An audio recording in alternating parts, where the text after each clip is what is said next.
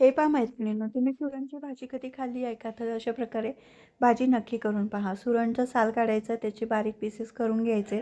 स्वच्छ धुवून घ्यायचं 2 पाण्याने. त्यानंतर कुकरला 2 शिट्ट्या लावून वाफवून घ्यायचं. पण त्यामध्ये थोडासा चिंचेचा कोळ आणि चवीपुरतं थोडंसं मीठ टाकायचं. थोडंसं अगदी 2-3 चमचे पाणी टाकायचं. छान मऊसर शिजवून घ्यायचं. तोपर्यंत आपण आहे ना, काळा मसाल्याचं वाटण करून घ्यायचं. आता माझ्याकडे वाटण तयार होतं आणि हो, कुकरमध्ये मी एक्स्ट्राचे बटाटे शिजवून घेतले, त्यामध्ये जागा होती म्हणून. आता आपण वाटण तयार करून घेतलं आहे, म्हणजे ऑलरेडी माझ्याकडे वाटण तयार होतं. तुम्ही तयार करून घेऊ शकता.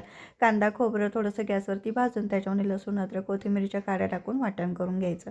इथे तेल तापवलं, त्यामध्ये हळद, तिखट, गरम मसाला, थोडासा चिकन मसाला किंवा कुठलाही गोडा मसाला तुम्ही टाका. छान फोडणी तयार झाल्यानंतर हे वाटणसुद्धा छान असं भाजून घ्यायचं, म्हणजेच परतवून घ्यायचं तेल सुटेपर्यंत. मसाला जर जळतोय असं वाटत असेल तर चमचाभर पाणी टाका.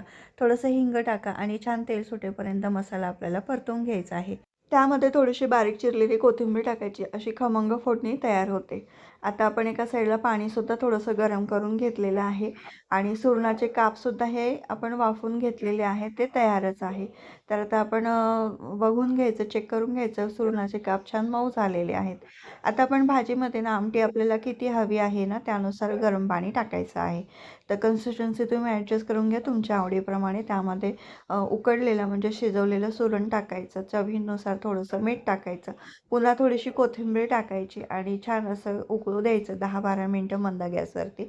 छान असं सुरणाचं सार आमटी तयार होते. मस्तपैकी छान उकळून झालेली कोथिंबीर टाकायची.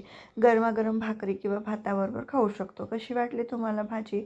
तर नेहमी आपण पालेभाज्या किंवा इतर फळभाज्या खातोच, तर त्यावेळेला ही सुरणची भाजी नक्की करून पहा.